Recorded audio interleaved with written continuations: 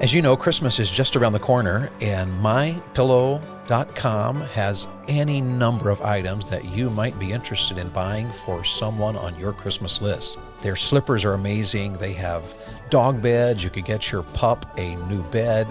Their pillows are just phenomenal. Of course, Bethlie and I love their towels and their sheets. We really appreciate our friends at MyPillow. If you were to go to mypillow.com/young, or just simply later enter as you're shopping, if you were to enter the promo code YOUNG, our last name, Young, then you'll find any number of special offers as a result of their partnership and affiliation with us. And we hope you'll take advantage of that. I know Christmas is coming. We recommend checking out mypillow.com/young. Hello, everybody, and welcome to Keeping It Young podcast, conversations about marriage, family, and ministry life. I'm Dave. And I'm Bethlie. And we are the Youngs. Hey, thanks for joining us today, and we are certainly excited about this week ahead. It's Thanksgiving week. Yes, it is. And happy Thanksgiving, everybody. Happy Thanksgiving. I love Thanksgiving. Absolutely. And we have our son coming home this week. And we're always excited to have the kids come home from college. Yes. And we are just looking forward to having some cousins over who Yes. attend college here in town. Yes, our nieces and nephews Absolutely. are over there. And a couple other folks joining us as well. Hopefully, And we open yes. our home to college students and other friends as well for Thanksgiving. It's going to be a great day. It's going to be epic. Already looking forward to it. It is going to be epic. So we wanted to just take a little break here. We're in the doing the series on emotions and personalities. And we just felt like, you know what? We need a break. We need an episode to be thankful. We need a Thanksgiving episode. So Beth and I just thought we'd throw a couple things at you, not be real long today, but we wanted to start by reminding you in this week to slow down. Slow down. Slow down. That can be so hard during the holidays, can't it? It can. We look at all this time that we have, quote unquote, off. We get a whole day to ourselves, maybe a couple of days around Thanksgiving, and then even more at Christmas time. And what do? We run ourselves ragged. Absolutely. Take time this week to relax. Yes. Schedule it. Schedule an evening quiet at home. Take some time to be refreshed. Listen to some good music. Have some nice conversations. Yes. Slow down a little bit. Yes. And if you don't plan it, you won't do it. It's not going to happen. And don't take this the wrong way, but I would even say don't shop all night if you're already worn out. No reason to start these holidays. This is a holy time for us as believers. It's a day that we set aside to acknowledge our God's goodness in our life. Right. And so just slow down. Don't let anything this week. If you don't get the best deal on a Black Friday, you can survive. Yes. But your family won't be everything it ought to be if you're uptight and frustrated and irritated. So we're just saying to you, slow down a bit. And even right? ladies, as you're planning Thanksgiving dinner, I know it's a lot. It is. There's a lot to do, and you want it to be nice, and you want everyone to have plenty of food and all of the different options available. But try to simplify. Just think, how can I make this a little more simple? And I mean, paper plates are abundant right now. Absolutely. You can go to Walmart or Target and you can find all kinds of Thanksgiving options, or, use dishes that can go in the dishwasher instead of the fine china that must be buffed and polished with a soft white kitten. I don't know, but soft white kitten. Wow. And handled with gloves. That got dark really fast. Oh no, it's a live kitten. It's fine. Okay. I don't think I'm going to try anything with a live kitten. No, I'm kidding. I heard that from a comedian.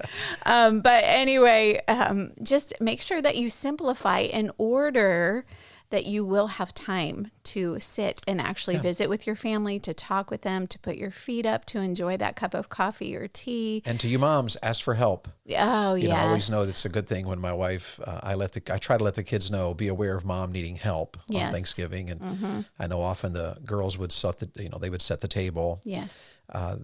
Someone doing dishes, keeping up with all the dishes, That keeping is awesome. them done. the washing, drying, putting them away. Yep. So ask for help and help each other. The main point here being slow down. This is Yes. Thanksgiving week. Let's not allow it to be a negative week. Yes. We would also say to you, make sure this week you celebrate God's goodness. What an amazing thought. We are so blessed. Yes. The Lord is good. Yes. Our daughter was memorizing recently for her school Psalm a Bible 100. class. The Lord is good. His mercy is everlasting. His truth endures to all generations. Yes. Come before his presence with singing and enter into his gates with thanksgiving. Yes. And into his courts with praise. Celebrate God's goodness. And maybe, some things you could do is you could remind your children of the story of Thanksgiving. Yes. That's a dangerous one because in our culture, we are surrounded now to where traditional things in our culture are now deemed, Inappropriate. it's white nationalism or Yes. things.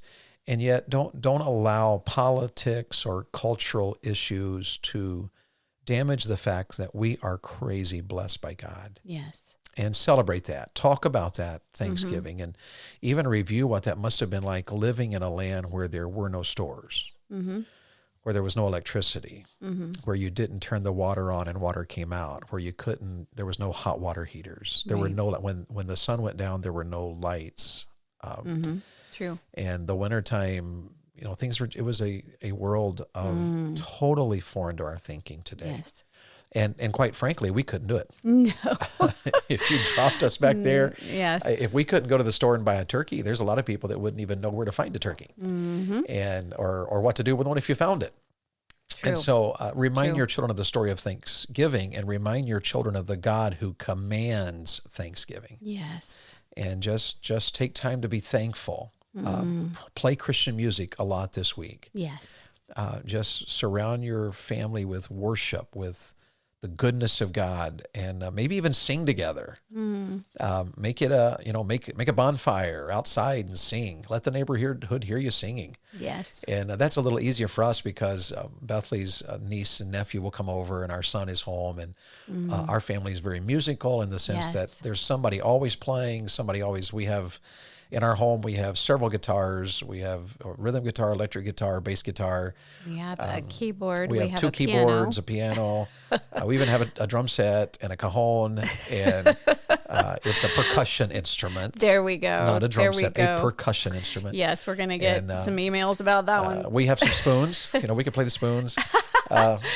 And we just get together and sing, and usually it's laughing and talking and just enjoying. So you may not be that way, but sing, I thought there's something special about singing. I am a Tennessee Volunteer fan, and may I just pause here and say, go Vols. Yes. And we've had a wonderful year as a Tennessee Vols fan. At least up to this point where we're recording. And so what we hope, what I noticed though throughout this year as I've been more apt to watch Tennessee Vols games is that you can get 100,000 people in Neyland Stadium singing Rocky Top, You'll Always Be, Home Sweet Home to Me. And it builds unity. It is a bonding time. And every time the Tennessee Vols made a touchdown this season, you had to hear that song.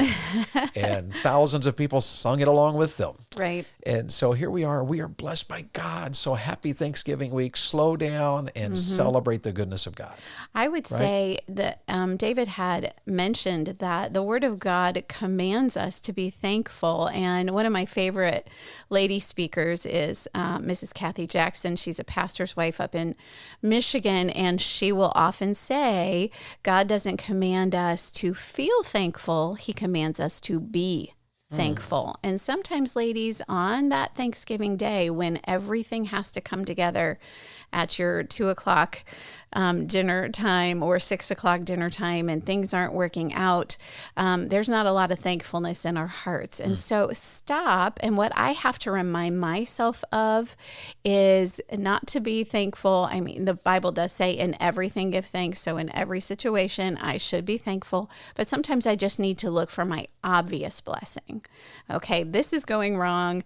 The turkey is not completely done and is going to take another hour or two. What can I do to be thankful? Well, I can be thankful that my family is here, that we are safe, that we have food to eat, that we live in a beautiful home, that we live in this country that still has freedom. Just think of your obvious blessings. Think of the ways that God has been good to you. Absolutely. Celebrate God's goodness.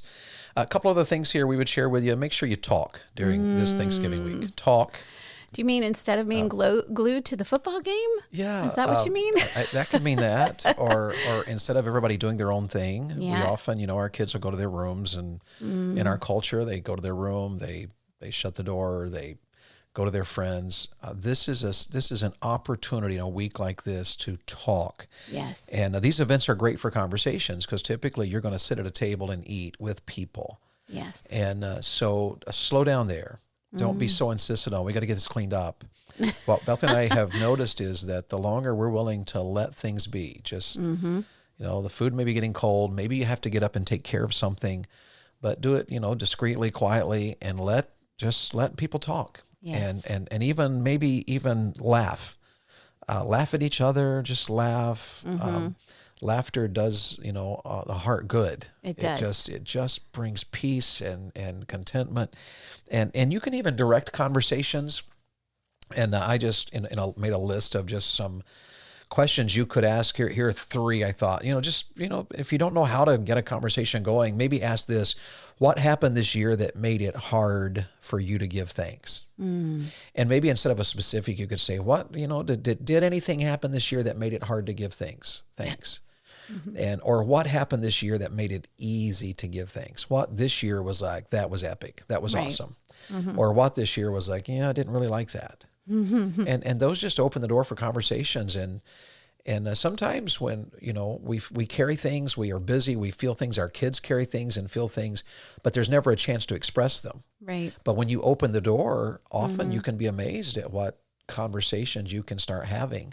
Absolutely. And one person sharing something in their heart that's a little bit on the heavy side maybe, or a little bit on the serious side, can open the door for some very meaningful conversations from all kinds of directions. Yes. And so make it happen. Maybe you could even ask the question, who are the one or two people you're thankful for and why? Yes. So jot down a few questions, and you don't have to, pull out a 3x5 card and say, now we're going to do some questions.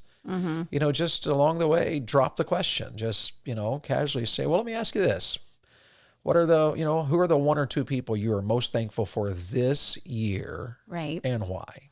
And these are wonderful conversation starters that are, can I say the word safe? Because some of you may be thinking, I'm going to go be with those relatives that things can get a little awkward, whether the relationship is strained a little bit, or maybe you see things differently, whether it be from a biblical standpoint or a political standpoint or whatever that is. Maybe there are some topics that you should just avoid and just keep the conversation focused on thankfulness. What was easy this year? What was hard this year? What are we thankful for? And then I would also just go back to that point about laughing.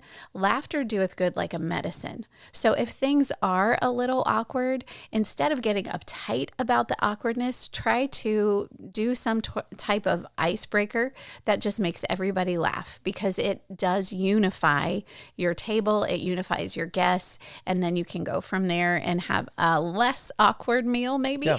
And if you are in a family situation where there's a little bit of an awkwardness, then either avoid the conversations or permit them. One of the things that seems in our culture is that if you don't have my political view, then I need to go after you and dislike you. Right. But the fact of the matter is, you can actually disagree on politics or even on religion and still be friendly and kind and gracious and listen. You can just listen. That's what I was questions. Thinking. I remember years ago, my dad's family were very strong Democrats, and my mom and dad had started leaning more towards being a Republican. And we were at a family reunion, and Ronald Reagan had become the president. So most of the family were very anti-Reagan. And my dad's brother kept walking around, and he was making this joke because he had both of his pockets turned wrong side out, so that the inside of the pockets were hanging out and flapping. And he kept saying, you know what this is, don't you? This is a Reaganomics flag, meaning, now that President Reagan is in office, we have no money. And it was a Reaganomics flag. Well, you know what? We all laughed about it. And I still remember that everybody laughed about it. Nobody got upset. There was no anger. And in a sense, I miss those days because we now can barely discuss politics or anything without somebody getting, well, you're an idiot. That's true. And it just goes downhill from there. Yes. Don't let that happen this year. Laugh a little bit. Enjoy each other. Permit different views. It's okay. Right. But talk. God gave us this great gift. One more thing in this Thanksgiving week, keep building traditions. This is a huge one. Keep building traditions. You have little ones. You that have little ones, start now building the traditions that make Thanksgiving something they look forward to. Yes. And traditions are essential. God builds routines into our life that we look forward to, like sunset. Yes. When the sun starts setting and the sky starts turning colors, don't we love stopping at the end of a day and going, oh my goodness, look at that sunset tonight? Yes. And God's creation is about beauty. It's we see the mountains, we see the flowers blooming in the spring. We look forward to spring because what's going to happen? Well, we're going to hear birds singing. We're going to hear, baby birds, birds building nests, and we're going to watch the flowers start blooming. Right. And around here, where we live in Florida, we see the, what are those flowers that start coming up in the woods that we planted throughout the woods? The daffodils.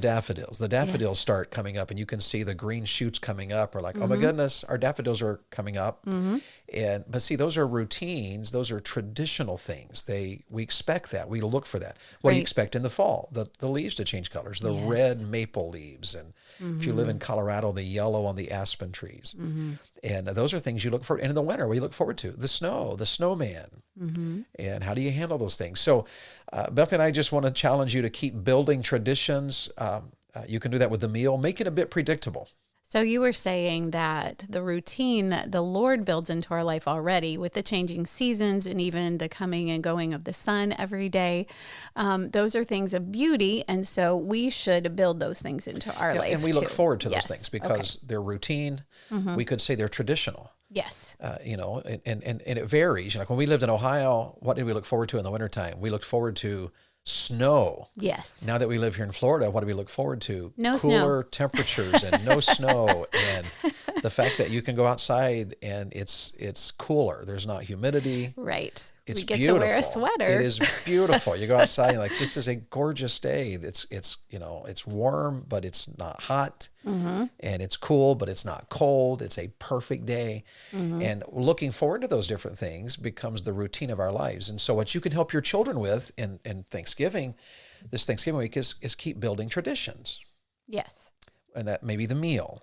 Our family has a tradition here. We know what is going to happen. And our kids, how many times have I heard our kids say, I am so looking forward to mom's mashed potatoes. Right. And in my thinking, I'm looking forward to apple pie. Bring on the apple pie. So the meal is predictable. You can make the activities predictable. We have friends that include a Waffle House. We're going to go to Waffle House for breakfast or Waffle House at midnight. Or we're going to go do the turkey trot. We're going to get out of bed and we're all going to go run. Those traditions make these kind of weeks special and memorable. The football game can be part of it, or the people you include. Any idea there about building traditions you would add to our audience before we close? Well, I think there is comfort, especially for your children, in knowing this is what we do on Thanksgiving. It doesn't mean that you can't introduce new things, because especially if you haven't had a tradition of sharing thankfulness around your table or something, that might be something that you should incorporate. But children do look forward to that. And it's funny because, sometimes I'll think, I'm reading Southern Living magazine and I'm thinking, ooh, that would be a good dish to incorporate or whatever. And I might even say it to the family chat, over texting or whatever. And the kids would be like, no, why would you have that? We have to have, and they'll name, this is what we have, so there is comfort in that. They look forward to that. And it helps you, Mom, too, if things are very predictable. This is my grocery list and this is my to-do list, and it's going to be, Absolutely. It gets more simple that way, but it brings comfort to your heart. And it is a reflection, as David said, of the routines that God establishes in our lives, and it's something we can be thankful for. Sure, and if that's not normal to you or natural to you because maybe you weren't raised that way, just remember that it is how God designed us, and it's not a bad idea to start working that direction. And if you're going to add a new tradition to your Thanksgiving celebration, like say you've never taken the time to give thanks around a table, well, then announce it in advance so it doesn't catch people off guard. Right. And you just casually say, hey, just so y'all know, at Thanksgiving meal this week, we're going to take some time just to share what we're thankful for and talk about it. So be prepared. And so that, you're not catching people off guard that way. And they may roll their eyes or sigh about it if it's new and you have teenagers that are, being a little snarky. But it doesn't change anything. Just keep a positive, happy spirit and have them prepared for it and do it. Yes. Because Thanksgiving is a wonderful week. It really is. And it is an opportunity for all of us to remember the goodness of God, to build routines into our family that celebrate God's goodness in our lives, and also celebrate each other in our families, in our marriages, our children, and our grandchildren. Yes. Any further thoughts there? I don't think so, but I do hope that all of you have a very happy, warm, wonderful Thanksgiving. And I do that as well. And so God bless you. We hope you have just a great week ahead. And we hope this week that you will serve the Lord with gladness. You've been listening to Keeping It Young. Joining us next week, please, and we'll continue our thoughts about emotions and personalities. We're dealing with anger, and next week we'll be talking about anger in relation to your children and your teenagers. Yes. How do you handle it? How do you deal with it? Join us. We'll be talking about that. Have a wonderful, wonderful week ahead. The Keeping It Young podcast is a Bax 5 Media production.